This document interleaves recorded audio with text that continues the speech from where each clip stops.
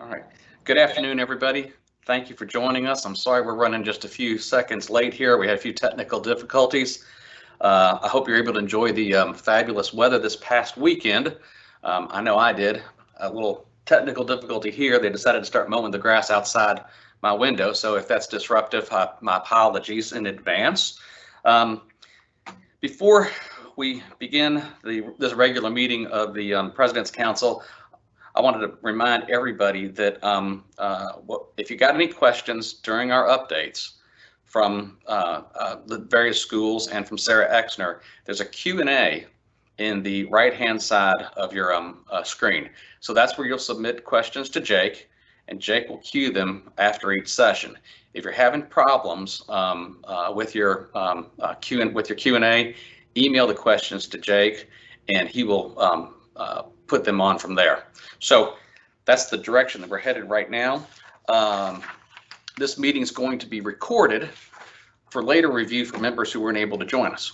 So wanted to add a couple things to the opener, and that is that I've gotten a text message from a couple of y'all today saying that you all were going to have to bug out early because Kentucky is playing Louisville here at Louisville today.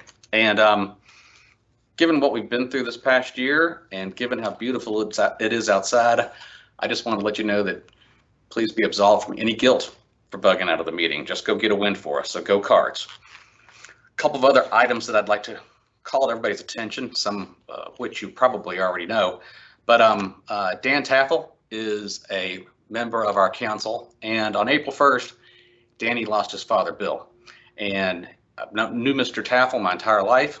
His 92 years here in the Louisville area. With his 92 years in the Louisville area, his fingerprints were all over everything. And Louisville's a better place for Mr. Taffel having been here. So Dan, condolences to you and your family from the President's Council. And secondly, of course, Bob Allison passed away on March 24th. And Bob Allison was a member of this council for decades. In fact, he was a chair of this council, a past chair of this council.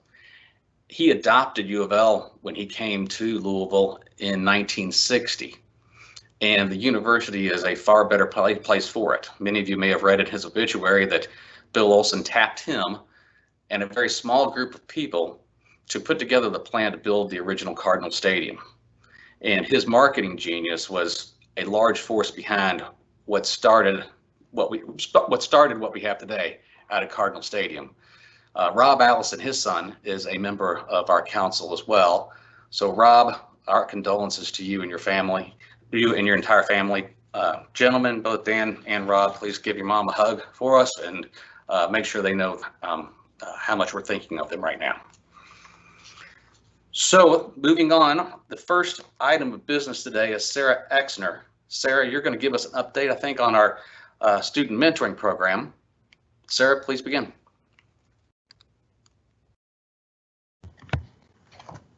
Hi, my name is Sarah Exner. I'm actually an academic counselor here at the University of Louisville in the honors program, but I also help coordinate the President's Council mentoring program. So I'm here to just talk a little bit more about how our program has been this year, since it's been an interesting year. So just a brief overview of the program for those who may not know or are new to the council.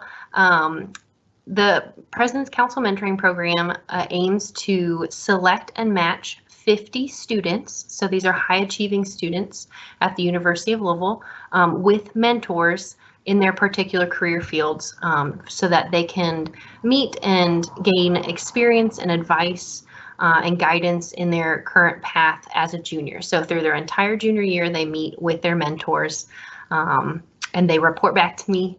And the President's Council assists in recruiting those mentors every year. So this year we had to make quite a few changes due to the pandemic. We had previously been in a completely in-person program where all meetings were done in person. And so we had to make some updates to allow for safety and comfort of our mentors and students. So we updated our handbook to provide more structure for the program this year. So this was the first time in the program's history that we allowed mentors and mentees to meet completely virtual. and it seemed to has gone really well. So far, we've had an average of 52 meetings per month for a total of 370 unique meetings throughout the year, which I'm really proud of those numbers. We still have 1 month left in the program. The program officially ends in April. And so we've had, in fact, a 95% retention rate this year for our mentees, which is really great. I love to see those numbers. Out of 50 students, we've only had 2 that have had to withdraw from the program. And so even with the virtual experience, it seems to have been going well. We also changed a lot in our contact with mentors. So we increased the mentor outreach that we did throughout the year by doubling the number of communications that we sent out. So in an effort to provide more structure for the mentors, include suggestions on what to discuss and talk about in those virtual meetings. It can be kind of hard after 4 or 5 meetings to continue to think of new things to talk about with students. So we tried to offer those suggestions and also offered more opportunities to provide feedback on their experience as they went. And so I just wanted to share one, I think, really interesting and positive feedback that I got from a mentor this year. Ben Ruiz, he's the creative director at AdHocs LLC, and he was a mentor this year for one of our graphic design students. And he said, "Not knowing in advance what the outcome of this mentorship would turn out like, I'm delighted to say that it turned out to be a very rewarding experience for me. As Christy's mentor, I thought I would be the one who directs and leads, but as it turns out, Christy taught me quite a few things that have had a tremendous impact on my outlook on our advertising and marketing industry and our current environment. Christy's perspective on our community cultures has reminded me of the importance of remembering my own heritage. Christy has made our mentor-mentee relationship better because of her unique creativity, her understanding of her own process, and her keen ability to communicate and relate to others." So I think despite having to have a virtual experience, you can see mentors have really appreciated the opportunity to be a mentor and to give back to the community. And it's definitely a two-way street. So mentors learn just as much from their mentees as their mentees do from them. So we are actually already in the process of starting the next year's program, so 2021's next year's program. We already have 152 students who have applied and submitted applications. So we'll actually begin individual interviews starting next week with the hopes of narrowing it down to our top 50 students who will then move on to the matching process. And that's where the President's Council, the committee, comes into play. They are invaluable in finding and recruiting individuals from the community to serve as mentors for these students. They mentor as well, and so we're always looking for help. So if you're interested, by all means, perhaps you can join the Student Mentoring Committee and be an asset in recruiting individuals to serve as mentors, or you could volunteer to be a mentor yourself. And again, we try to match students based on career interests, so the specific field they're interested in. So you would be working with a student who wants to do what you're doing someday. So if you're interested in it all getting involved, please email Jake, and he, of course, will make sure to pass that along to me and the committee. And so, like I said, we could always use more help. So just in wrapping up, I wanted to give some final thoughts. This year has presented unique challenges for the mentoring program since it had been almost exclusively an in-person experience in the past, but I feel like we had an amazing group of mentors that, despite the pandemic, took it upon themselves to continue mentoring and guiding the next generation of young professionals, which I know they were so grateful for since there was very limited opportunities for students to kind of gain that experience and explore their careers since internships and shadowing weren't an option. So I'm proud that this program was able to accomplish that this year and still provide that experience for students. And I think the President's Council should be proud as well. So that, I guess, is my update.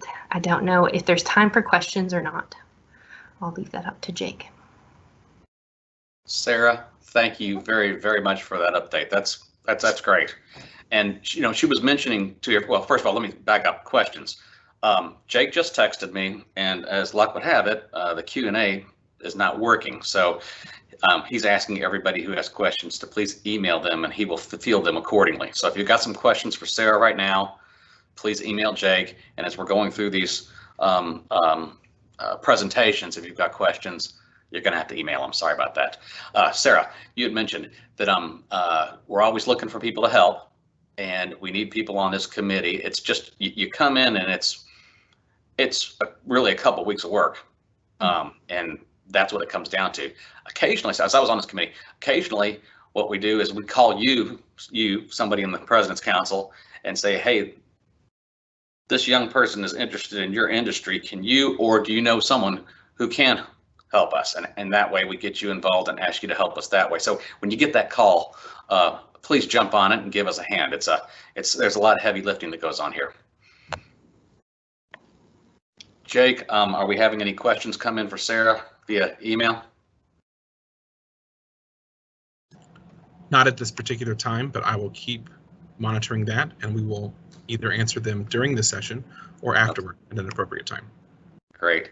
And in the past, we've had the folks that come right out of our program come and present to us at the end, talking about their experience. And next meeting, we're going to do something a little bit different. We're going to try to, we're not going to try, we are going to find some graduates who are out in their career, a few years out in their career, to ask them to come back to us and reflect on their experience as mentees and how that's helped move them forward in their career. So we're not going to get somebody who's fresh out of it in our next meeting. We're going to get somebody who is a little seasoned into their career to reflect on it. So we're looking forward to that. Sarah, thank you for a great report.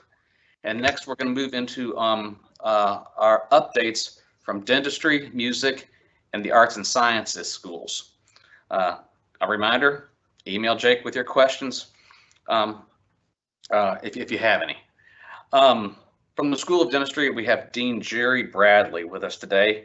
Jerry served as the dean of the school, has served as the dean of the school since 2016, and he received his degree in Cork, Ireland, his orthodontic specialty training at The Ohio State University, and his doctorate in dentistry at the University of Bern, Switzerland. Bradley, please take it away. And before you do, guess what his accent might be like? Is it Ohio State? Is it Ireland or Swiss? Good afternoon, everyone. It's a pleasure. Thank you for allowing me to talk a little bit about the School of Dentistry. Jake, do you want to advance the slide? A couple of items I just thought might be, of interest to the community is to, give a little update on COVID-19, of course, which would impact us tremendously since we are working in the oral, cavity and all the aerosols that we generate during our work. I thought I'd talk a little bit about where we're at sort of in our national profile, some of the things that make us, I believe, a great place to work, learn and invest. And I talk a little bit about diversity, equity, inclusion, and SWOT analysis. And best of all, I'm going to let the students talk a little bit here too, because they'll talk to you a little bit about the culture. Can you advance the slide, Jake? So again, when COVID-19 hit back in March 6th, essentially we really, the first case was March 6th, and we went into this is a 30-page document of how we could bring not only an academic unit back into work, but also to bring a dental clinic.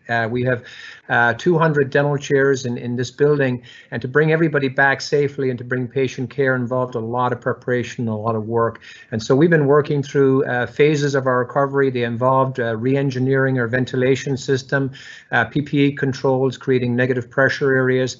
And I can safely say we've probably created the safest place of dentistry to do dentistry in the state of Kentucky and probably in the United States. Can you advance the slide, Jake? We worked with our partners, when the governor gave the order for dentistry to reopen on April 29th, and he only did that after many partners worked together to develop a plan. And that plan was we worked with the University of Kentucky, we worked with the KDA, we worked with the Kentucky State Dental Board to develop a plan based on evidence and based on sound practice. As a result of that plan, dentistry was able to resume in the state, and to this date, we have shown to be, we have brought it back safely. Next slide, Jake. Just to kind of give you a little bit about our profile, right now, this is the Shanghai ranking. University of Louisville School of Dentistry is ranked 49th in the world. I'm very excited that we've broken into the top 50 for the first time this year. This is 2020. We've been in the category of 51 to 75 before that. And on the table here, you can see it's 21. That's our ranking within the United States. So there are 67 dental schools in the United States, and we were ranked 21. Again, just a measure we look at. Next slide. When you look at the quality of the research that's produced at the University of Louisville, we're actually ranked 16th in the nation. We're bringing in a significant amount of dollars based on funded research, and this is research that's peer-reviewed and respected. Next slide. So to kind of give you a little bit of SWOT analysis, I kind of wanted to tell you about a little bit of what the things were our opportunities for us. With the relationship with the state, the University of Louisville has always had a good relationship with the state, but the dental school is really not. And so we've been working hard to build that relationship by connecting with our state representatives, and we've used that relationship to help us expand. For curricular innovation, not only is our curriculum strong, but we are actually looking at new curricular models. The typical dental model is 8 years in length. We're looking at a model that is 6 years in length, and that would produce students to be more practice ready when they graduate. We've also expanded our clinical sites. We've added 3 clinical sites. We're now open in Paducah. We have our Redbird Mission experience. We also are opening one in Shelbyville, and we are involved in West Louisville. And again, I've talked about COVID-19, and I will finish with a little bit of diversity, equity, inclusion. Next slide. These are some of the metrics, and I am so proud. I can't tell you of our faculty, staff, and students. The class of 2020 has actually outperformed the class of 2019. So despite the COVID pandemic, despite the pivoting to online learning, despite having to bring the students back in a staged fashion, we've been fully back since June of 2020, and our students are seeing patients on a daily basis. So I'm so proud of those students. And these are some of the metrics we use. Next slide. So I thought I would show you the best part, a video that I think will highlight some of the strengths of the University of Louisville. So let it play.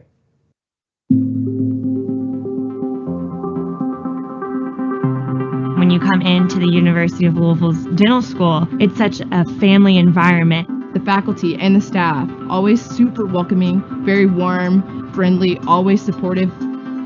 It's a build each other up atmosphere, big focus on being positive. Dental school epitomizes all of the sort of cardinal principles that the university has. I think we're very caring, people-oriented. We treat our students as colleagues. We try to make them feel at home. They usually come from a broad background, very diverse, from all over the country, and we want to make them part of our family. We have a very prestigious medical school, nursing school, public health school. So when you come in, you're immediately surrounded by like-minded professionals. You have the opportunity to interact with people in different specialties. I really love the atmosphere and energy, positive environment that Louisville has, especially in the clinics, and that's what sold it for me. I love all 120 students in my class. I know all of their first names, last names, if they have children, their dogs' names. I feel like we're one big family. They have a recently renovated building, which is state-of-the-art. They have the latest technology. I was so wowed by just how nice it was. The clinic's beautiful. You have nice equipment, faculty that cares about you, wants you to learn. Our goal is to be at the forefront, and we've invested heavily in that as a strategic priority.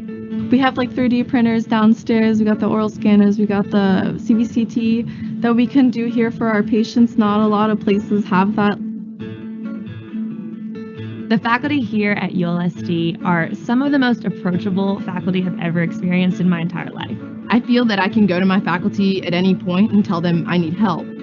Our team leaders, who are the people that our students interact with the most on a day-to-day basis, all had strong clinical backgrounds. They haven't been just academicians. They've talked the talk and they've walked the walk. D1 and D2 year are going to be a lot of classwork. You have to build yourself up to working in the clinic and working on real patients. So we're taking like biochemistry, physiology, anatomy. Starting your D2 year, it becomes a lot more lab-based. You're doing a lot more lab work. So it's kind of the boot camp year before you start the clinic. Third and fourth year, you do a lot of clinic and you're actually seeing patients. you're really getting that real life experience of working on a patient. One of the goals of what I came here as dean is to expand our patient base and to increase our requirements for our students to do more things with patients so that when they graduate they feel more comfortable in their skills and they're more prepared for practice. And we deliberately encourage our students to go out on rotations, and we have rotations that go to West Louisville. We have our students who go to our mission retreat at Redbird, which is in the very southeast corner of Kentucky, and our students are oftentimes transformed by that experience. Redbird is an incredible experience, and what they do down there just on their own is awesome. It's really important to get that experience on real patients and people that are willing to come in and get work done. We want our students to be prepared for practice. We want them to also have the opportunities to see what other residencies can offer in advanced training. And so we have all of the specialty areas represented here. I really love Louisville. It gives me a place where I can still have all of the beauty of Kentucky and the nature. I can go see horses if I drive 20 minutes one way, but I also get a more urban environment. And so, you know, if I want to hang out downtown and be in more of a city environment, I can do that too. I'm really proud of the fact that we have a diverse student body, we have a diverse faculty body, and our goal is to grow it. I love that we're learning as like a group, as a cohort, and not just the students, but the faculty as well. We're just learning more about each other. We're becoming more inclusive. Students, when they leave here, feel like they've been well prepared clinically, didactically, and academically, but also I think that they feel like that they have met their peers along the way. They have formed close friendships. Come take a look. You'll be able to see just how close-knit everyone is, how much support you really have here, and how at home I think you'll feel. You're definitely going to become a better version of yourself here, especially as a student doctor and a future dentist. Next slide, Jake. Great, and next slide after that.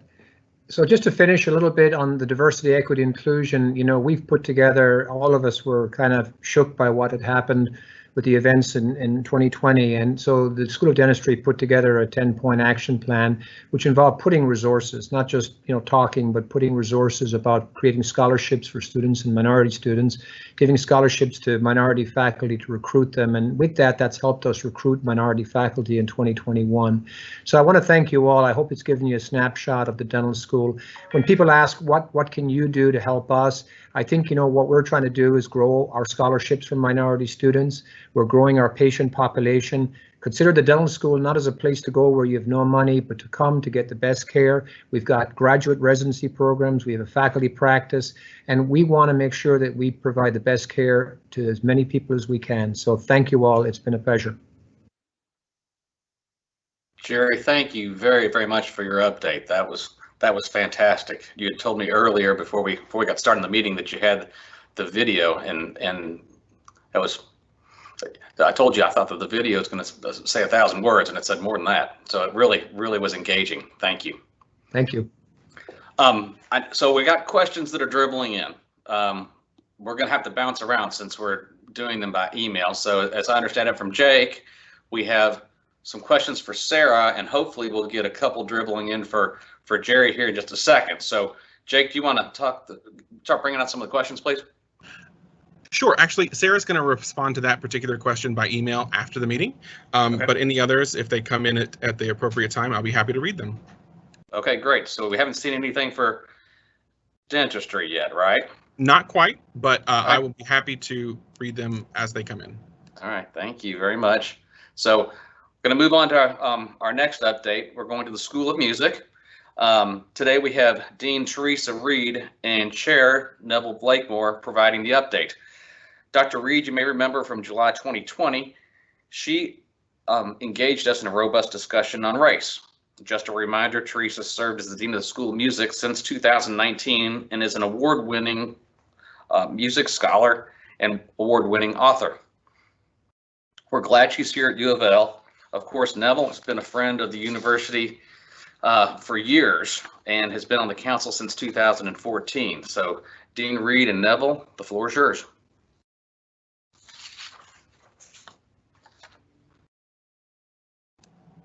You may go ahead, Dean Reed. Y'all muted?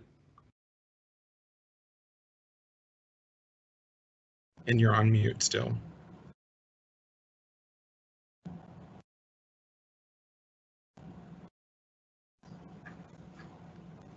We cannot hear you just yet.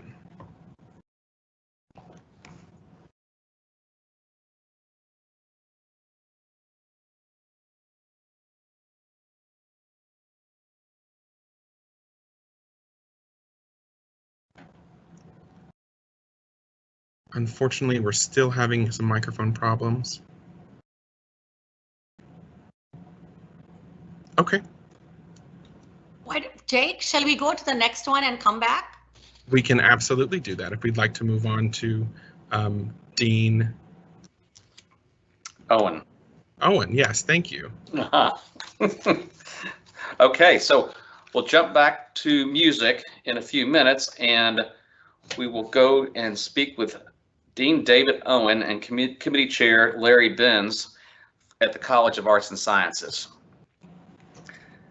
David has been a professor of philosophy since 2003, and most recently stepped into the role as interim dean of the college in January of 2020. As I said before, joining him is Larry Benz, our committee chair, former chair of the Board of Trustees, and he too is obviously a longtime friend of the university. So Dean Owen and Larry, please begin. Fantastic. Thank you. Jake, you can hear me, right? Yes, we can, Dean Owen. You may begin whenever you're ready. Okay. Thank you, everyone. I'm excited to be here to tell you about the College of Arts and Sciences and give you a brief overview of our work. Next slide, Jake. Here's our mission. Our mission in the College of Arts and Sciences is to improve the life in the Commonwealth, and particularly in the greater Louisville urban area, creating knowledge through research, sharing knowledge through teaching, and guiding all of our students to realize their potential. Next slide. We have 21 departments across 3 divisions. The blue are the humanities departments, red are our social sciences departments, and then the green are the chemistry or natural sciences departments. And you can see some departments overlap methodological disciplines. So Pan-African Studies, Women's Gender and Sexuality Studies, and History have both humanities and social science expertise. And then the psychological and brain sciences, geography and geosciences, anthropology have both social science and natural science expertise. Next slide. We have 42 different Bachelors of Arts and Bachelors of Science programs, 56 minors, 4 certificate programs, and 4 interdisciplinary programs. Those are in Latin American and Latino studies, Asian studies, sustainability, and liberal studies, which is an individualized major. We have a substantial number of graduate degree programs with 23 master's programs, 12 doctoral, and 11 certificate programs, and then 3 programs that are accelerated programs that lead into law school after the 3rd year of undergraduate studies. Next slide. We have several fully online degree programs, one in African American theater that's a graduate certificate and that's still pending approval. Some of our oldest programs are in communications and criminal justice. Those have been around for many years. The others are more recent, developed within the last 5 years. And we're currently developing a general studies BA that will be fully online, that's intended to be a sort of completer degree to bring students back who completed a certain amount of college education but want to, are mid-career and they want to complete their degree. We're a very large college with about 6,500 undergraduate students and 670 graduate students, 300 tenured or tenure track faculty, and 77 term or contract faculty, and then another 150 staff in the College of Arts and Sciences. And each year we award 1,200 bachelor's degrees, about 200 master's degrees, and about 50 PhDs. We're quite a large organization with a $67 million budget and approximately 10 million more in grant spending and endowment spending. So the 67 million is just our general funds budget that's funded by both the state, combination of the state funding and tuition revenue. Our points of pride include that we're at the heart of the university. We really are central to the undergraduate experience here. We provide the bulk of the general education curriculum, and 71% of all undergraduate hours at the university are taught in arts and sciences. The College of Arts and Sciences has a long commitment to social justice. In the right of this picture, you see former Dean Blaine Hudson when he was sitting in at the president's office in, I think it was 1969 or thereabouts.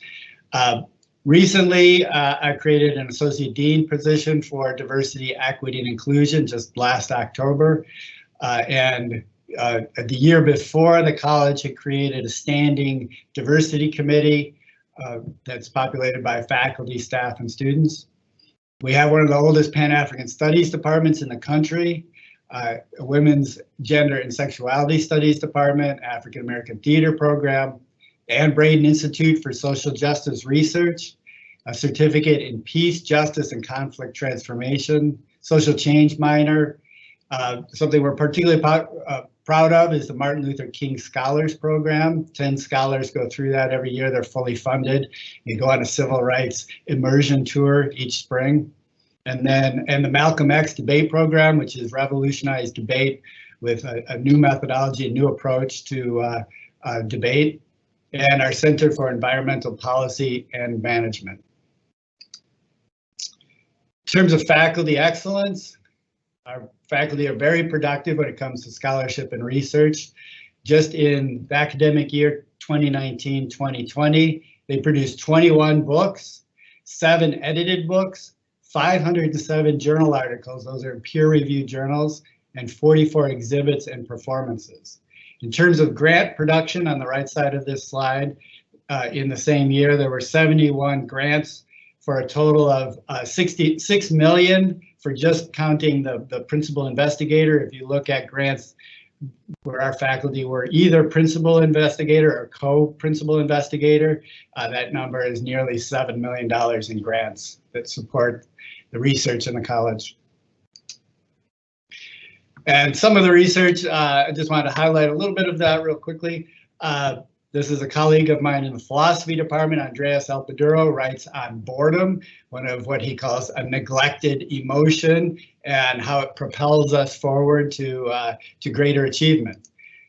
Next slide is Dr. Kate Fossil, who won the 2020 Trustees Award. We're particularly proud of her work. She was the founding director of the Anne Braden Institute for Social Justice and wrote the biography of Anne Braden a few years ago. And then Michael Menza in biology has developed freeze-dried blood and continues this research. In fact, is going back down to Florida to fly in this NASA jet so they can do zero-G experiments on this freeze-dried blood. It's a really exciting opportunity because donated blood has only a 6-week shelf life. So if we can develop freeze-dried blood, this would be a substantial invention. And then Professor Dewey Clayton in political science is very popular, gets quoted in the press frequently on issues of race and politics. And this award-winning article on the dehumanization of Black males by police, teaching social justice, Black life really does matter, gained national attention. And Nicole Palowitz in communication recently published this work on racial terrorism, a rhetorical investigation of lynching, and he looked at the Legacy Museum and the meanings embedded in that museum. We're very proud of our student success. U of L is known nationally as being a leader in terms of Fulbright Awards and other awards, and ANS is at the center of that. 109 students have been awarded, ANS students have been awarded Fulbright since 2000. And of all the Fulbrights awarded at U of L, 77% of those are ANS students. And this is the Martin Luther King Scholars Program that I mentioned earlier. 10 scholars go through the program each year, and it's a fantastic opportunity to support students and provide them with an opportunity to really become leaders in terms of social change. We're working on fundraising and friend raising as well. I recently created the Arts and Sciences Dean's Council to reach out and engage alumni in the work that we're doing. And the mission is to just bridge the work of the college with the community and with alumni.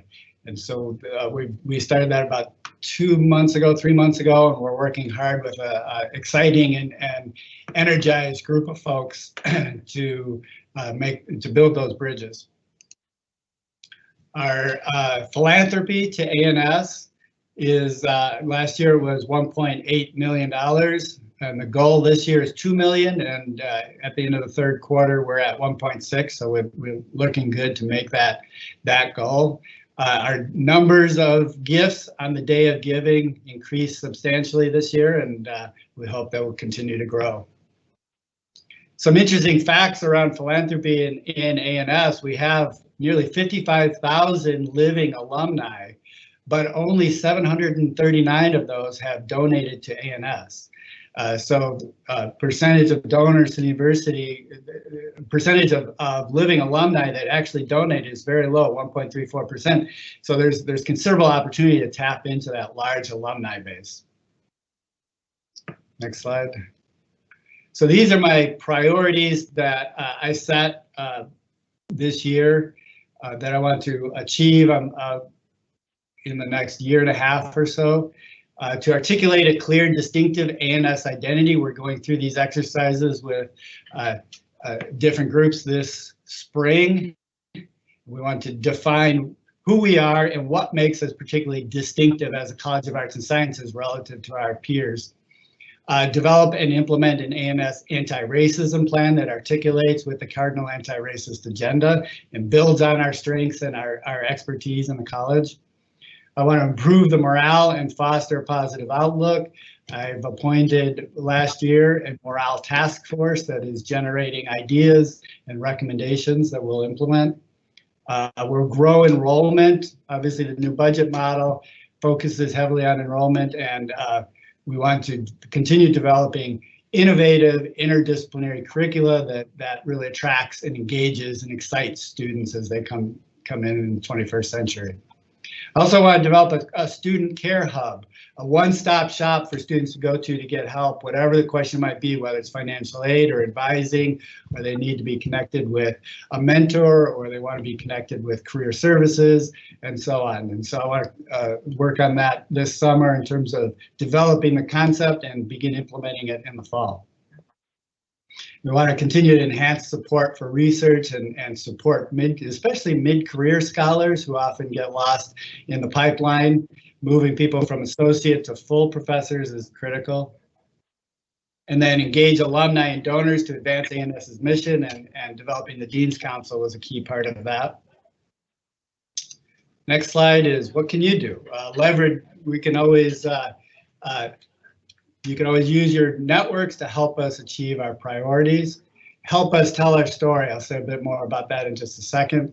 And we're looking at ways that we can connect you all with the Arts and Sciences Dean's Council via Larry Benz, who is now a member of that council. We thought that one way to do that is if you have an interest and you're excited about helping out ANS and achieving our priorities, you can join one of these committees, our Programming and Events Committee, our Ambassador Committee, help us tell the stories of ANS, and the Fundraising Committee. And this is the story, this is a primary story we need to tell in arts and sciences. The national discourse around arts and sciences is that it's not a particularly valuable degree anymore, but in fact, the surveys of employers show that that's incorrect. In fact, today I just saw a report of the Association of American Association of Colleges and Universities that surveyed employers, 800 employers, and it turns out that many, and this number is increasing, many are looking for the sorts of skills and attitudes that students in arts and sciences come out with, those broad-based skills that allow them to continue learning throughout their career. And so this is, there's a growing need for this kind of broad liberal arts education. And Jake, do we have time for the video? And so if we, can we go back 2 slides real quick, Jake? Sorry. One more. This link at the bottom left, there's a load of resources there about why the liberal arts are valuable and how they contribute to the welfare of the community, society, and individual careers. Okay, we can do the video now. And so not to be outdone by Dean Bradley, I have a video as well to tell you about the college. People refer to their current time frame as being one that is driven by the knowledge economy. Those who have the knowledge drive the economy, right? Liberal arts degrees provide the knowledge. Liberal arts degrees provide that leadership that is required to drive the knowledge economy. What a liberal arts degree can do is teach students how to be reflective, how to have a critical eye, how to think through these complex issues. It provides students with a global education. They are more diverse thinkers. They are exposed to lots of different thoughts and ideas. Folks that have a broader approach to issues and ideas can be more creative and innovative in their solutions and decisions that they have to make. It's important to study what happens in the world around us, how the world works, especially politically. I think in the liberal arts education, there's a lot of the why. Why is this way? And you need the why in order to come up with solutions. One of the advantages of coming to the University of Louisville to pursue a liberal arts degree, we have the most students, we have the most diverse faculty, we have so many connected student groups, we have all kinds of resources for our students. We are a metropolitan university in a diverse city with diverse issues, with diverse people. With that comes all of those different backgrounds and different opinions, and that's something that's very applicable to the real world. Whether it's career, whether it's graduate school or community work, there's always a rush, perhaps, to fit yourself in a specific track. And, you know, as a high school senior or someone that's coming into college for the first time, that's a pretty impossible task, in my opinion. A lot of people think they want to do one thing when they get to school, and then they get exposed to something in classes that opens the world for them. Coming in as an 18-year-old kid, I didn't have any clue where I was going, but I knew that I wanted to be prepared for whichever way I decided to. That's what our faculty and our advisors are for. Like, we help you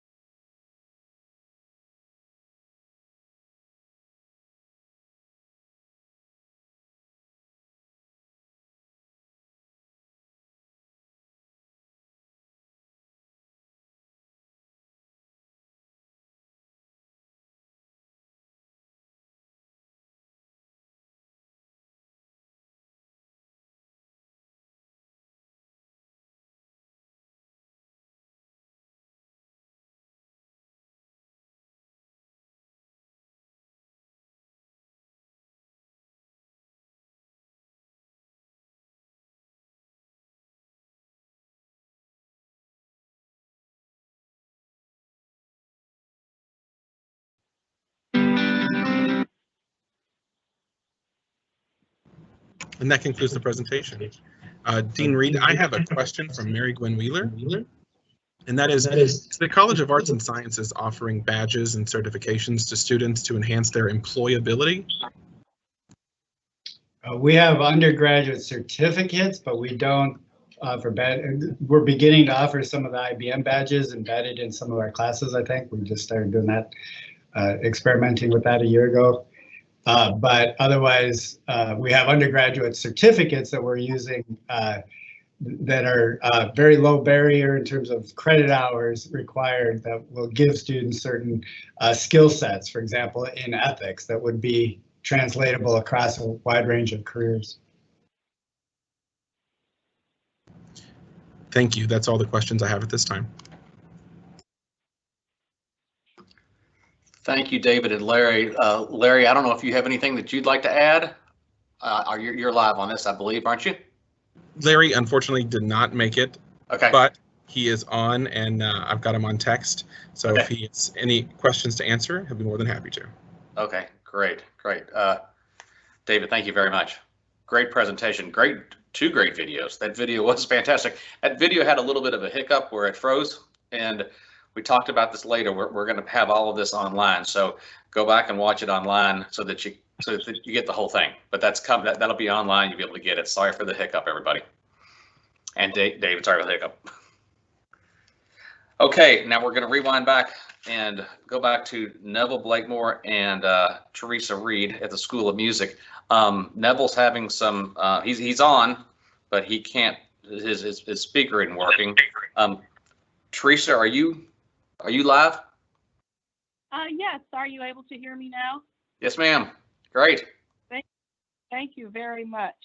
And I apologize for the technical difficulty earlier. Thank you very much for the opportunity to present a brief snapshot about the U of L School of Music. The images that you see before you are small indications of a little bit of what we do. The image in the middle, the Cardinal Marching Band, is probably the group you're most familiar with, but we have a number of students and faculty groups and performances throughout the year. Next slide, please, Jake. Just a little bit about our history. The School of Music emerged as a result of the Louisville Conservatory transforming into what became the U of L School of Music in 1932. We actually started on the U of L Health Sciences site on November 21st of 1932, and we then moved to Belknap campus over some various iterations of the school. That in itself is a longer story, but we've ended up at Belknap. We received our accreditation initially in 1936 from the National Association of Schools of Music. And if you look at the history of the School of Music, you can see that it's very much enmeshed with the artistic life of the city of Louisville. We have a number of ties with artistic organizations in the city, including Chamber Music Louisville, Chamber Music Society of Louisville, the Louisville Orchestra, the Kentucky Opera Association. The names that you associate with the Chamber Music Society and the founding of the Louisville Orchestra and of the Kentucky Opera Association are also names of faculty members that are legendary as a part of our history. We were split between Shelby campus and Belknap campus for a period. For a period prior to that, we were at Garden Court near Cherokee Park. We currently occupy a building that was constructed in 1980. And one of our most visible symbols, of course, is the Cardinal Marching Band, which has been the official band of the Kentucky Derby at least since 1980. Our current building was constructed under the deanship of Dean Jerry Ball in 1980, and he was also instrumental in constructing the building, which is the Kentucky Center for the Arts.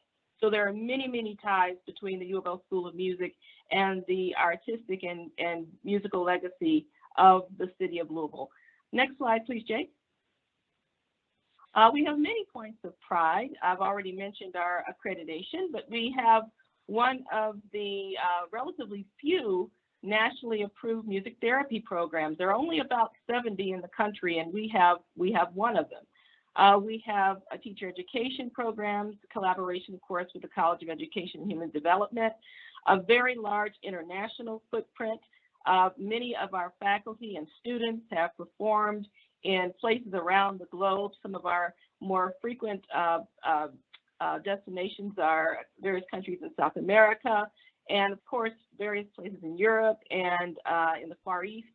Our Cardinal Singers are internationally ranked, and they would have been in Germany during last year to be a part of the celebration of the anniversary of Beethoven's birth. That celebration, of course, was canceled due to COVID, but I should mention that our choral program was invited to represent the United States of America as one of a small number of choral programs invited to that event, which unfortunately didn't go forward, but that was quite an honor. We have a number of other national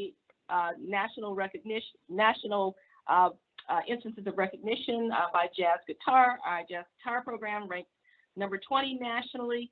Our building is considered to be one of the most beautiful in terms of the buildings that present musical performances or buildings that are considered musical conservatories. And we have a number of our ensembles that have been invited to present, to perform at an international venues. As a matter of fact, our wind ensemble has been invited next year to perform in Prague as a part of the World Association for Symphonic Bands Ensemble. So we're very, very proud of that. Next slide, please. We have a number of seasonal events. Of course, 2020, 2021 school year has been a little bit different because of COVID, but in a normal year, here are some of the things that we do on a seasonal basis. Our African American Music Heritage Institute has for 26 years now brought in an African American artist or ensemble of note to present, do master classes, and perform alongside our students. Our last major artist was Orbit Davis of the Chicago Jazz Philharmonic, who was in residence here last year in February, and our orchestra has done some work with him very recently. We have faculty and student gala concerts every year, a number of competitions, many festivals. We have Guitar Fest and Jazz Fest and the New Music Festival. And String Academy, we have had the New Music Festival reconfigure, as we did for most everything for last year in COVID, but we had a number of our festivals go forward as virtual programs during the period of the pandemic. Next slide, please.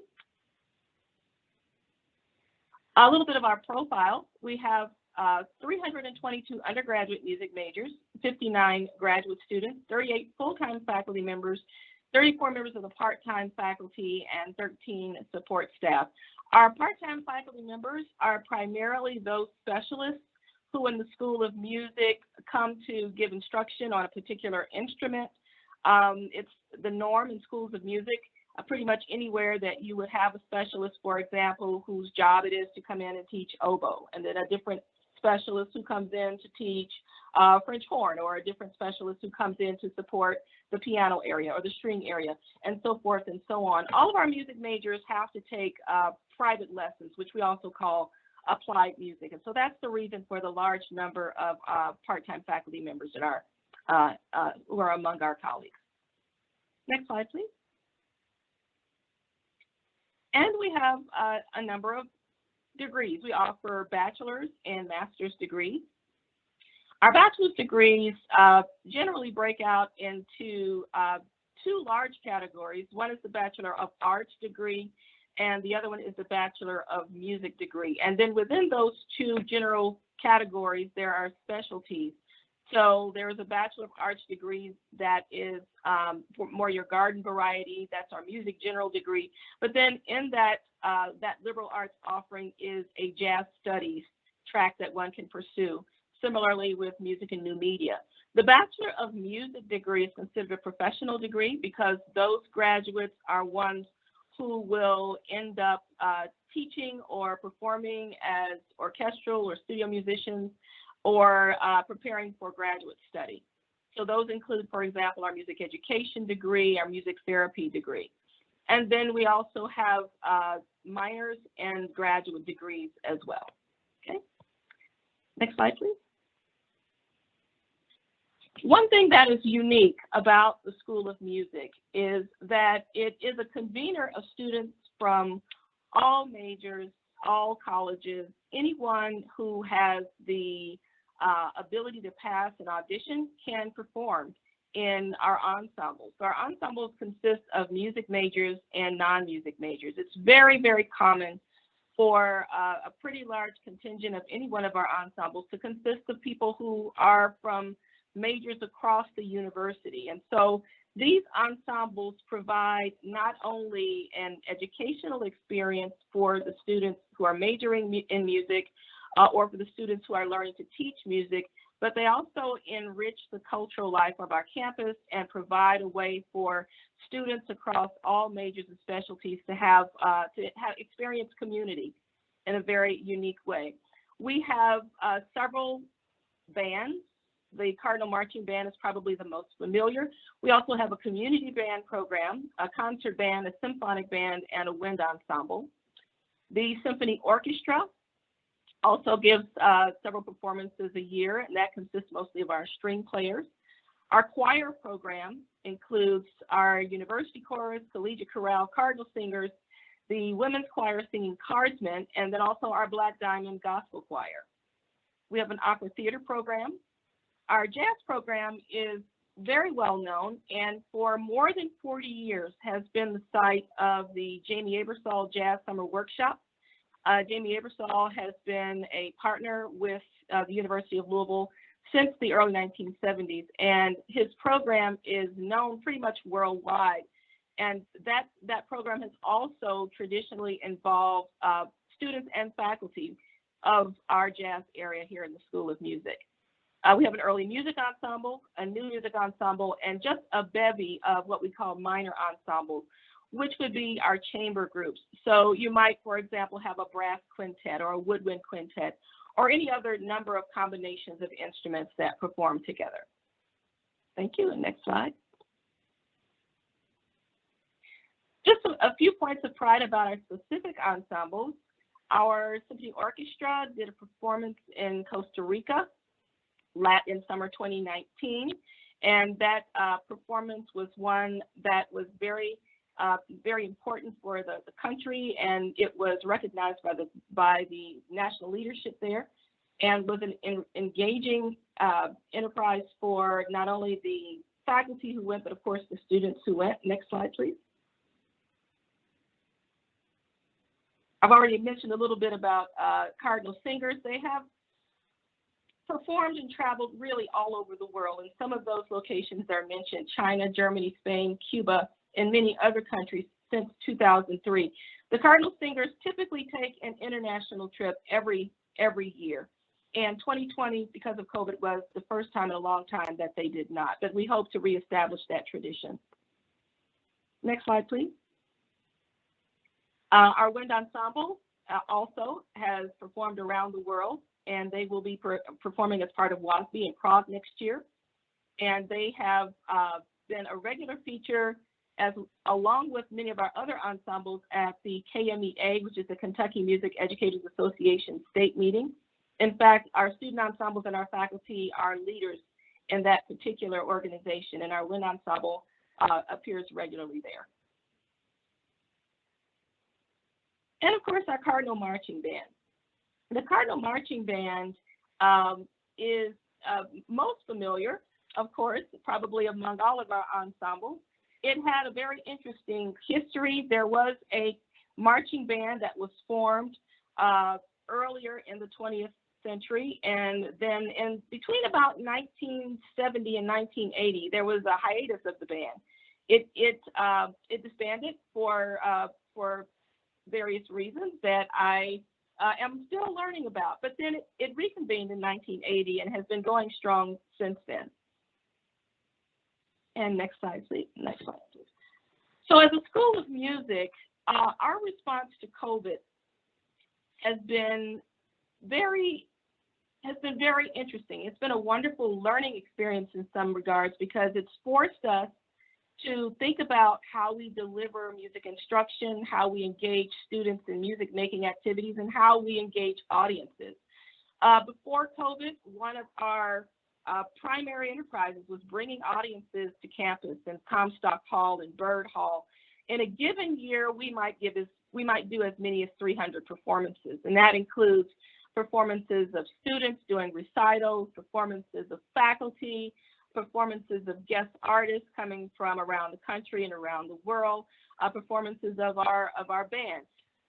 With COVID and with the questions around safety and convening audiences, we really had to rethink everything that we did.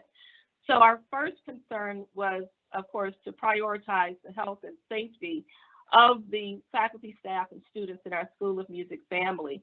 At the end of spring break last year, we had to swiftly transition, as did everyone else, to a hybrid model of instruction, to a fully online teaching for the last 3 quarters of spring 2020, and then return to a hybrid model of instruction for the fall 2020 semester, which continues in the current semester. And of course, we implemented mask, sanitation, physical distancing. But for us, that was interesting and unique because as musicians, we often have musical instruments at our lips. So wearing masks for a flute player or for a clarinet player or for a trumpet player meant that we had to consult various studies and consult our colleagues around the country, and also remain in very close communication with our biosafety and health experts here on campus to tell us what the best advice was for using masks. So if you watched a performance, for example, of our band online, you would see that all of our students remained masked, and they pulled their masks down to play their part, and then put their masks back up when their part was silent. So that was unique for us. With physical distancing, that was also a new experience because musicians typically play in close enough proximity to each other to facilitate listening and the kinds of cues that happen when musicians are in an ensemble setting. We really couldn't do that because of COVID, and so students got used to being 6 feet apart for trombones that had to be 9 feet apart, and they got used to being in a performance space that was unnaturally where they were unnaturally detached from each other, but they learned to do it, and they did it successfully.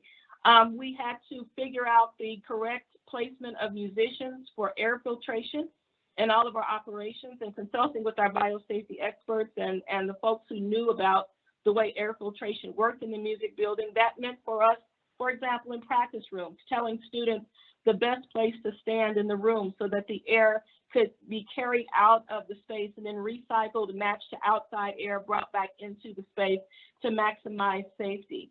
And we had to do that for, think through that process of air filtration and placement of singers and instrumentalists for all of our ensembles.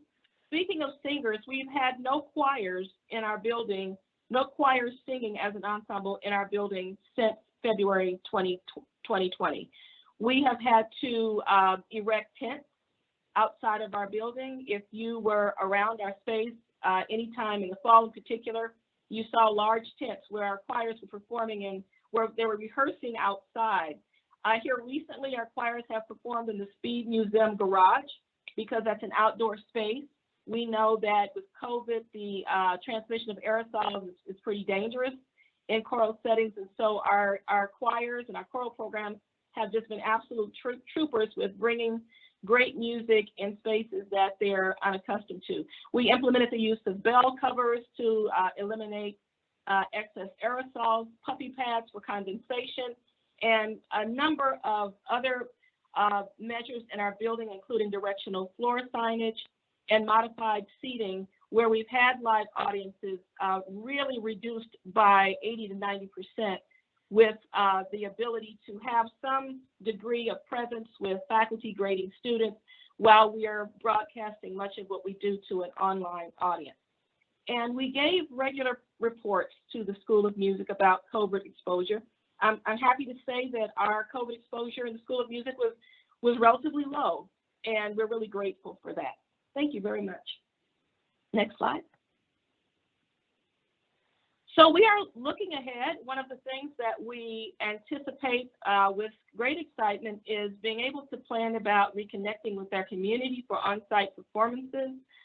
That's not something that we can do on a dime. Again, a lot of consultation with our biosafety experts when we think about bringing audiences back and working, of course, under the leadership and the guidance of the Office of the Provost and the Dean of Students to figure out what the best scenarios are for that.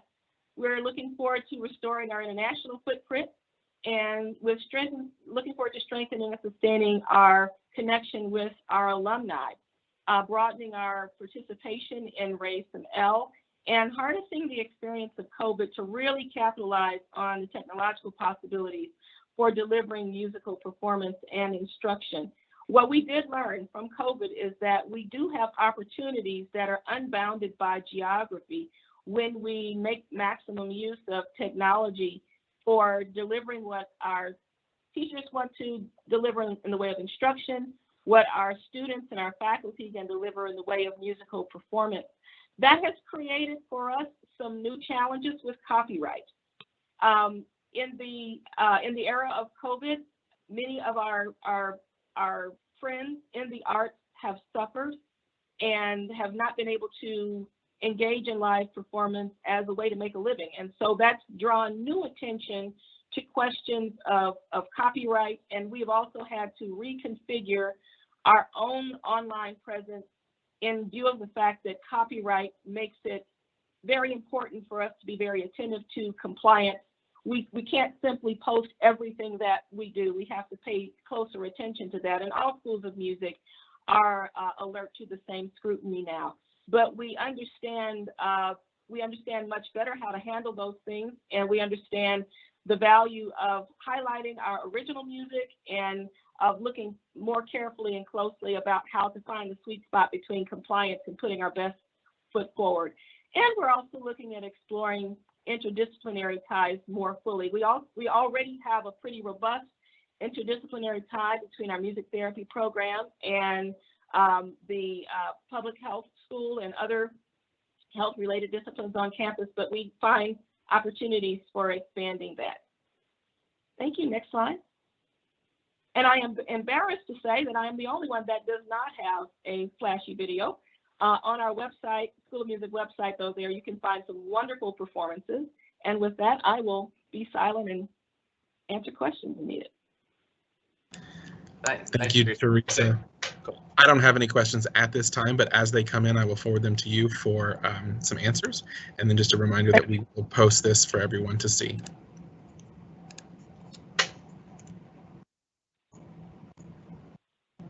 All right, am I back on, Jake? You are, thank you. Okay, thank you. Thanks for all of our presenters. Great presentations. It's important for the council to understand what's going on in our schools and colleges and the university so we can help. That's what we're doing this for, so we can help. So the idea here obviously is for all of us to learn. It's not just for the committee to do something. If you've got a good idea or you've got a thought that's coming to you that could help with one of the initiatives at the in the different colleges and university, please come forward, reach out to the dean, reach out to the committee chair. That's why we're doing this and while we're going through this. If you see something in there that piques an interest for you and you're interested in being on that committee, we can consider that as well. So if you're not, to all of our committee chairs, if you hadn't hit the ground running yet, please reach out to your deans, and then like we've done with everybody, Jake and I get on the phone, we'll get on a presentation like this and kind of help get you set up. After you've communicated with your dean, we'll get you set up on what we're doing, what we're expecting, and work with you on your presentations. So with that said, I would like to turn it over to Neely for the president's report. Neely, the floor is yours. Thank you so much, Charlie, and hi everyone. Sorry about the technology issues. I cannot wait to get us all back together in person. I'd like to say thank you to Charlie for being so masterful in dealing with all of the changes and getting us moving. I want to first echo his message. the President's Council. I've said it many times. You are the group that I count on. And so please stay involved with any school, with or a cause or a project that's going on campus that suits your fancy. Being an R1 university, I promise you that whatever your interest is, we have a group that would be grateful for your support and your advocacy. In the interest of time, what I wanted to do is introduce a couple of people who are new to our campus. It's wonderful. I have my team put together now, and you all have been there when you know how much it means to have an opportunity to create a team. And first of all, I won't have her present today, but just maybe say hello and introduce herself very briefly. A very important role, General Counsel. And after a national search, we've identified Angela Curry, who takes this role on, and Angela has extensive experience. She's our new General Counsel and Vice President for Legal Affairs, comes to us from the Presbyterian Church Foundation, where she was VP and GC, and something very important, she has experience in Kentucky, having served at Kentucky State University. She's also served at Daymar Colleges, Fisk University. So Angela, if you would unmute yourself and maybe just say a very quick hello. Sorry, in the interest of time, we don't have much more opportunity for dialogue than that. Absolutely. Just want to say hello. I know can you all hear me? Yes, go ahead. Okay, just want to say hello. I know I'm standing in the way of dinner in some way, so I will be quick and just, it's a privilege and honor to be here. Thank you, Neely, for the introduction.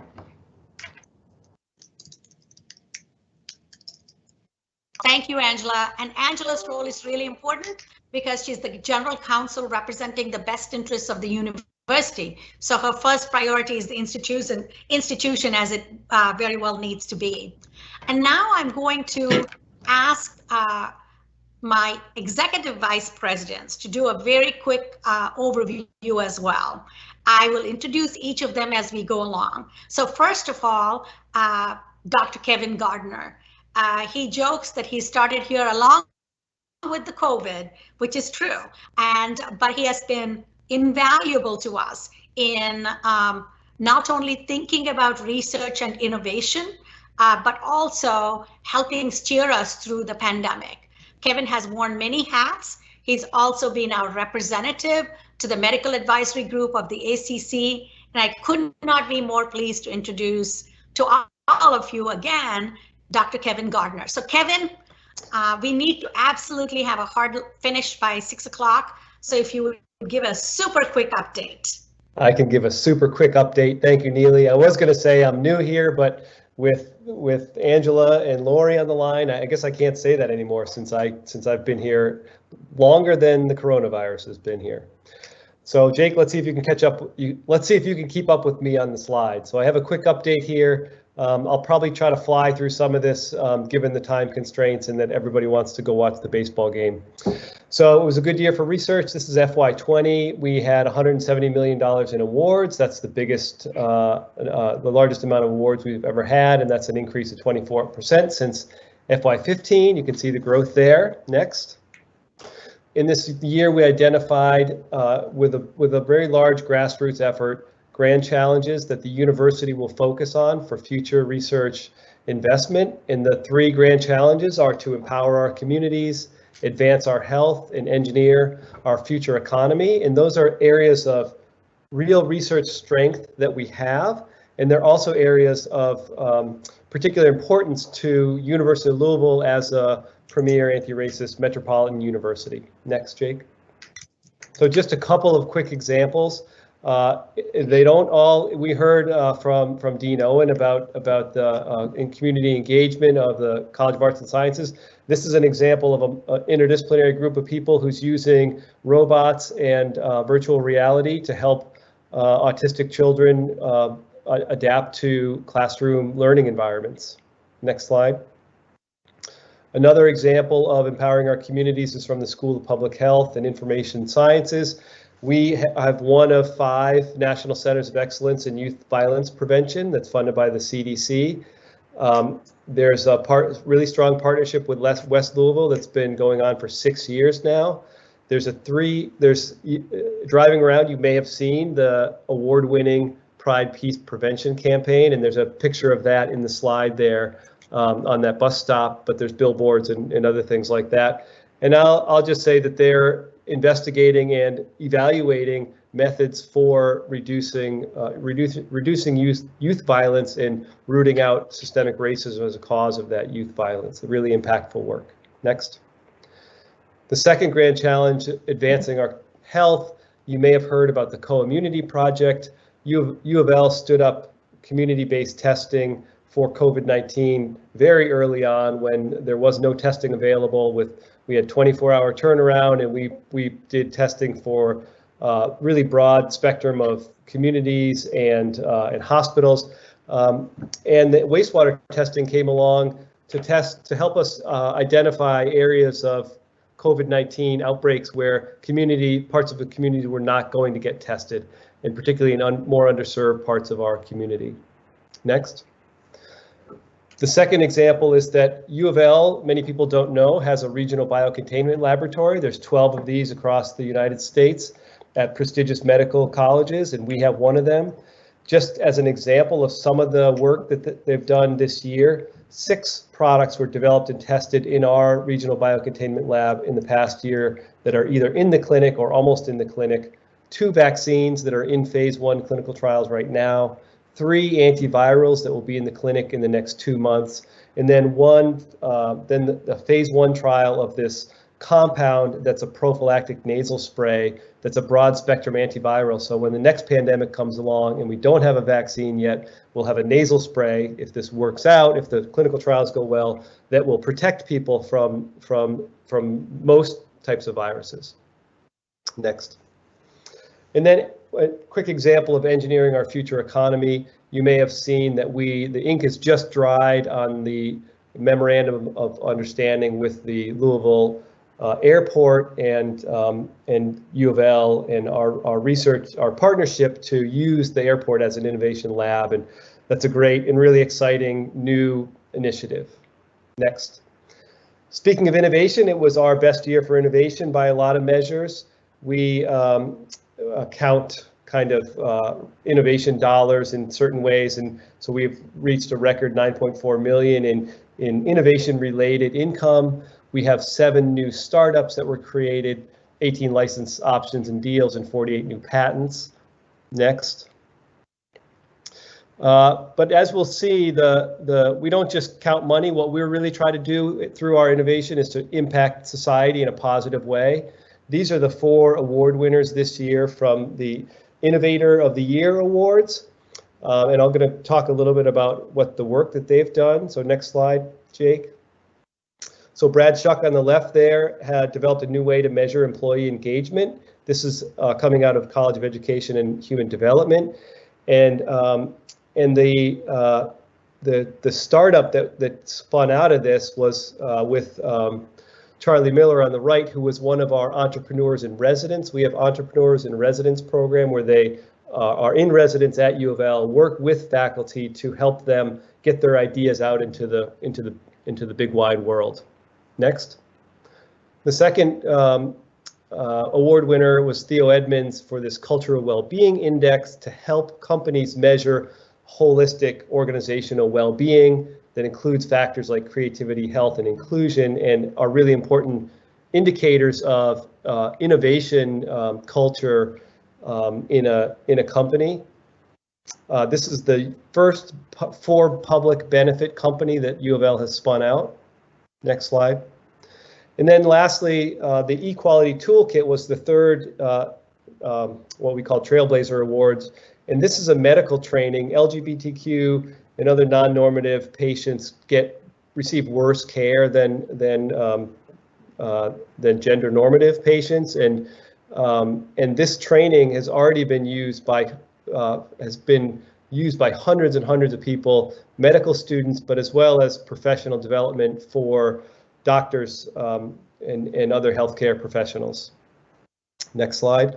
And then Paula Bates was the Innovator of the Year winner. She, in addition to a long career of incredible innovations, developed this compound that blocks the coronavirus from infecting human cells. So this would be a therapy, a coronavirus therapy, as opposed to a vaccine. And of course, a lot of people can't take a vaccine for various reasons. So this is licensed to a company, and the company has there's a research agreement with the company now for some further development, and it's on its way towards the market. Next slide. 2021 is looking pretty good so far. We are ahead of where we were last year at this time in award volumes, and then we're up a lot in innovation income, and take that with a grain of salt because things didn't magically get 10 times better, but those numbers go up and down a lot in different years. Next. We have a lot of goals for 21. We have a new electronic research administration system, which is kind of sausage making for you guys, but it's really important that we have systems that underlie the work that we do as a university. And so this is really important work. We need a better representation of the research and innovation that happens at U of L, because it's really incredible and amazing, and we need to get the word out better. So that's what that website's about. Then there's a couple bullets in here about business and industry engagement, both the sausage making part within the university, where we need to make sure we're positioned well, but we've also made some new hires in to lead the business engagement for the university, and that is going very well so far.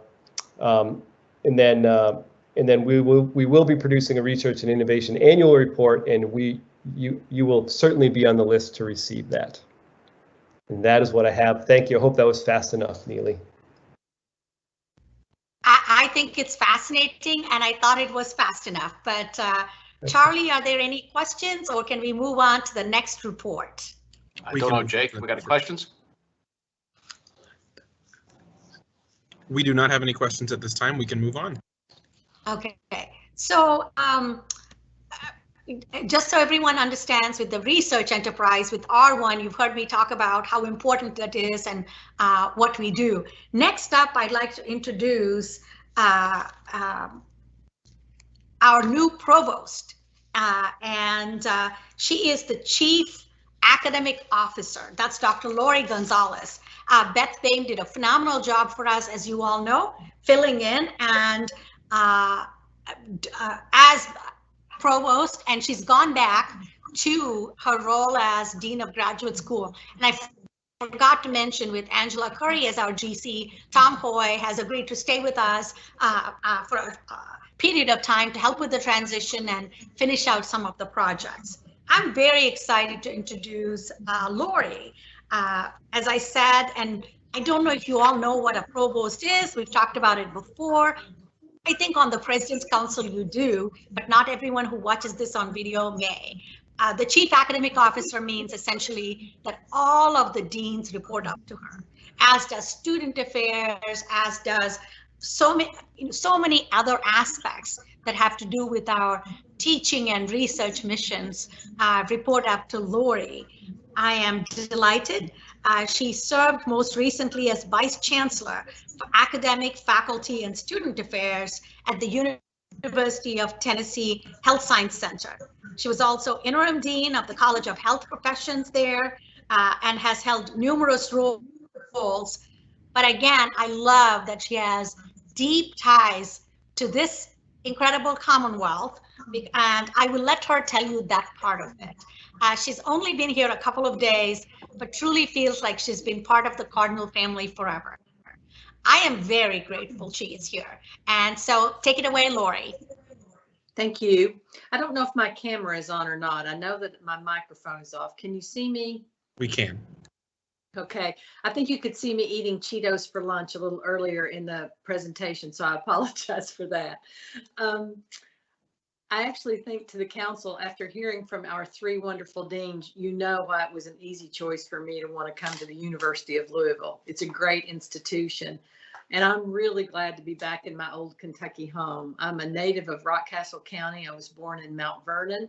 I spent almost all my life here. I've been out of the Commonwealth for 10 years, and I'm so happy to be back home.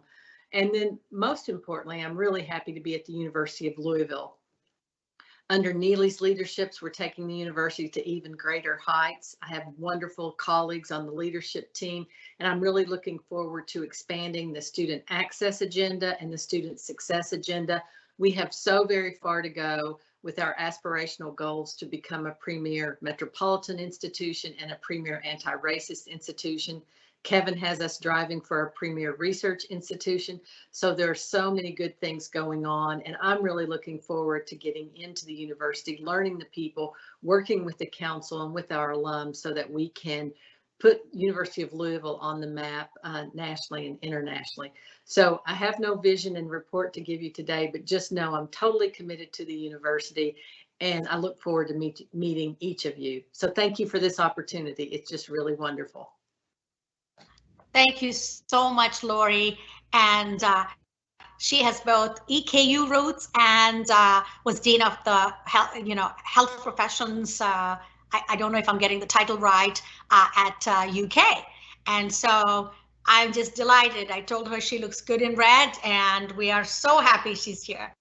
And now I'm so delighted to introduce someone that really doesn't need any introduction to you all because you've seen him many times, and that's Dan Durbin.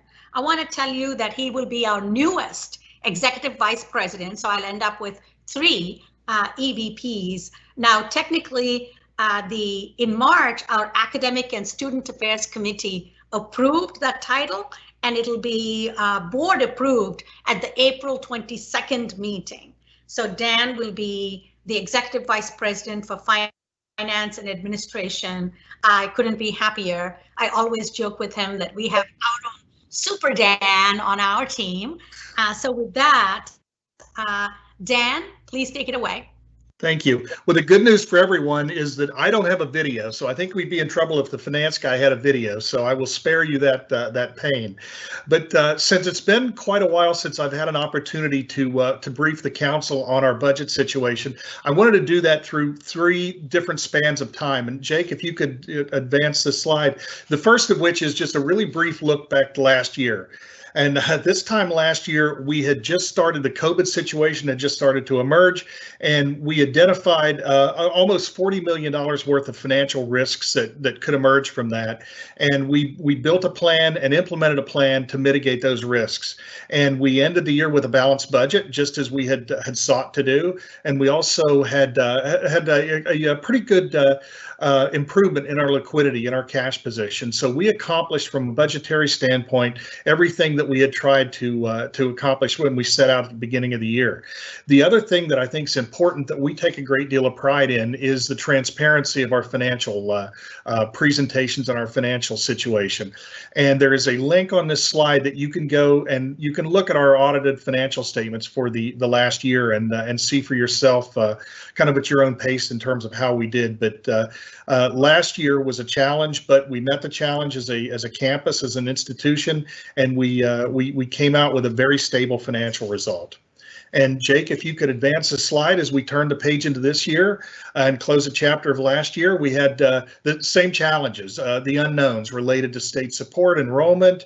We took some chances on tuition pricing, namely a decrease in some of our online pricing for our resident students. And we also knew that we'd have some challenges with our athletics and auxiliary enterprises. But we designed a strategy to try to meet those challenges. And if you want to think about it, the rules of engagement in terms of budgeting and how we were going to manage our finances through the course of this year. The first of which, a commitment to remain open. We had this commitment last year, but the commitment continued through this year. Remain open and operational to serve our students.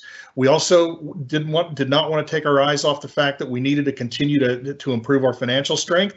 We had started that a couple of years ago, and we wanted to build on that. It may not have been it may have been a little more gradual, but nonetheless, we wanted to continue to improve our financial strength. We also wanted to stay flexible. And we balanced the budget, but we did it through what we felt was a very flexible strategy that we could pull levers if we needed to save more, or we could release levers if we were achieving better results than expected. And we did it through two things. Number one is we reduced our retirement contributions to our employees. It was painful, but we were dealing with a painful time, and we felt that that was the one of the best strategies to be able to deploy to be able to meet these short-term needs. The second item, or the second strategy, was to create some unit contingencies, physically partition dollars back into units to save in case we needed them as we work through the year. And we worked the plan. And it was a daily managing, monitoring, correct, just a continual cycle of managing and monitoring and correcting the budget as we went through the first now 8 months of the year. Jake, would you advance, please? So I am very, very proud to report that through the end of December, we were actually performing better than expected. Remember, last year was break even, a little above break even. So as long as we're pretty close last year, we're headed down that break even path again for this year. And through the first 6 months of the year, through December, we were performing better than budget. The enrollment was actually better than last year and better than budget. Our state support is stable. The incremental or the additional costs that we've been experiencing because of COVID, we've been able to meet those costs with additional federal assistance, the CARES Act. So we've done quite well through that respect, number one. And number two is the CARES Act has also allowed us to offer about $12 million worth, about $12.5 million worth of aid to our students, both through the end of last semester or the last fiscal year and into December of this year. The other major improvement is the Health Sciences Center.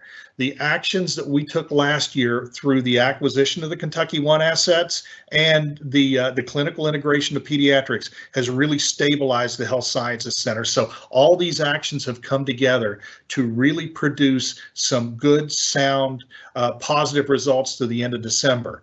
And as we look ahead through the end of this year, we think that positive outlook will continue. Athletics is going to be a little challenging, but we've got a plan to deal with athletics occupancy challenges from the games and the concessions and their revenue shortfalls. But because we were performing a little bit better through December and the outlook was positive through the rest of the year, we were able to, in February, to reverse some of those budget reductions that we'd implemented earlier in the year. Namely, we were able to partially reinstate some of the retirement benefit, and we were able to release a small portion of those contingency dollars back into the colleges to use.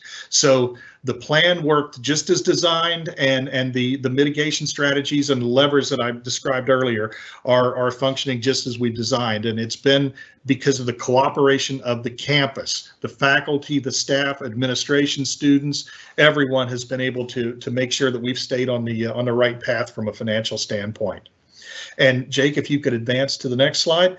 The planning didn't end at the end of June of last year, and the planning certainly didn't end at the end of December. We continue to not only plan for the rest of this fiscal year, but the planning for FY22 has already started back in January. It appears that our overall enrollment for next fall is pretty close to the to the current year levels, the FY21 levels. It ebbs and flows, but we don't see any dramatic differences. We're still very confident that the state support is stable this year, or I'm sorry, next year, probably increasing a little. The governor and the legislature have been pretty kind to us and the other higher ed institutions in terms of some funding. And also, I mentioned we've got a plan to help athletics through the rest of this year with some of their revenue shortfalls. And it looks like, with knock on wood, with COVID easing, we see a pretty optimistic situation for them to be able to resume toward a more normal situation into the fall and into next spring. So if I had to describe the financial and the budget situation for the university to this council, I think stable, sound, and would be two good words to describe that. But I think you'll also find that we are making some gradual improvements in terms of liquidity and just longer term planning. So with that, I will I will take any questions either now or into the future. Be happy to answer them now, or if you have questions into the future. But thank you for your time, and thank you for your support to the University of Louisville. Thank you. Everybody, I truly appreciate your patience.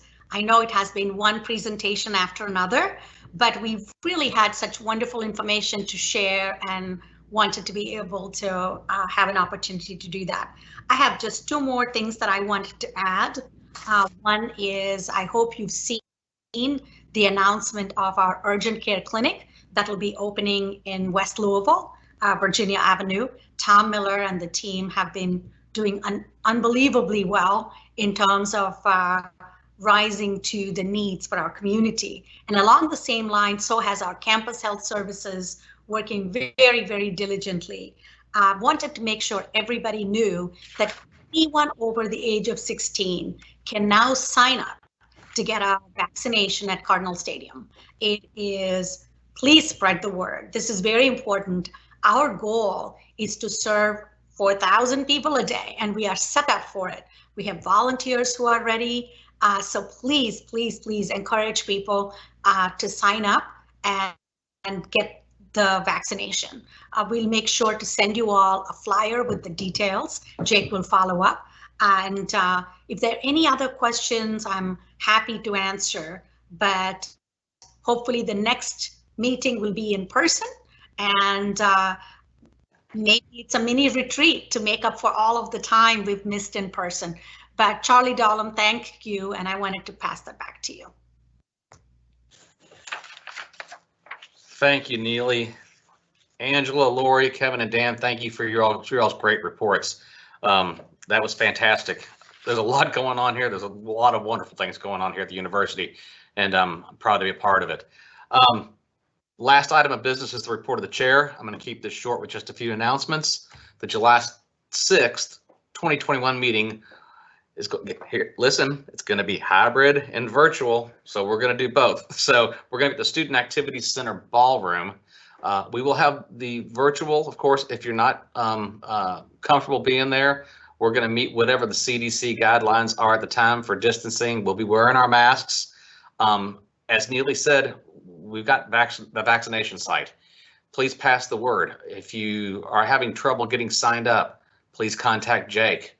Let's get the vaccine in the arms, and let's get back to being in person again. At the July 6th meeting, we're going to be hearing from Sarah Exner again with our graduates. I mentioned that earlier. Those folks who are going to be a few years out, reflecting back on what it had meant to be in the mentor-mentee program. We will be hearing updates from the College of Education, Human Development, and graduate schools. We're also going to hear from the Kent School of Work at that time as well. Jake's going to be in touch with those committee chairs, and he and I will be getting together with you all, and we'll get our meeting set up to kind of get everybody lined up and kicked off. So we're looking forward to that. The October 5th meeting, it's our annual meeting. We'll receive updates from the School of Medicine, the School of Nursing, and the Brandeis School. Again, we'll be back in touch with you to get all those meetings set up and do all the prep work for that. Keep in mind that we're at that meeting, we also elect new officers, new members, we reappoint current members, and appoint emeritus members. We're going to be soliciting nominations in July for new members. So no time like the present. If you've got somebody on your mind who you think might be a good member for the council, please get in touch with us now. We can start that process right now, but we'll be reminding you in July. Okay, keep in mind we're trying to increase the diversity of the council, and that's the diversity of race, age, ethnicity, thought, and gender. And we're going to be very intentional about this so that we can be who we are. We're a diverse community, and we got to represent our community and the anti-racist agenda of this university. So that concludes my report. Neely, do you have anything else that you'd like to add? No, thank you. I just want to thank everybody for giving us this time. Oh, maybe I should take a point of personal privilege. I am grateful that you mentioned the people that we have lost recently that are such Cardinal fans. And I'm always so humbled by the love that this community has for the university, and it's a wonderful reminder. So thank you for that. We truly do cherish the support. Yeah, and you know, we've all been through so much this past year, and we've all endured loss. In many respects, there might be some of you who've endured a personal loss, and I didn't mean to miss you either. I'm doing the best I can on that. So please forgive me for that. But those are two very special gentlemen who really touched our community and the university. So I did want to point that out. Thank you. And that, if there's no other business, that concludes this meeting for the council. We're adjourned. Stay healthy, stay safe, get your vaccine, and let's get back together soon. All right. Thank Bye, you so everybody. much.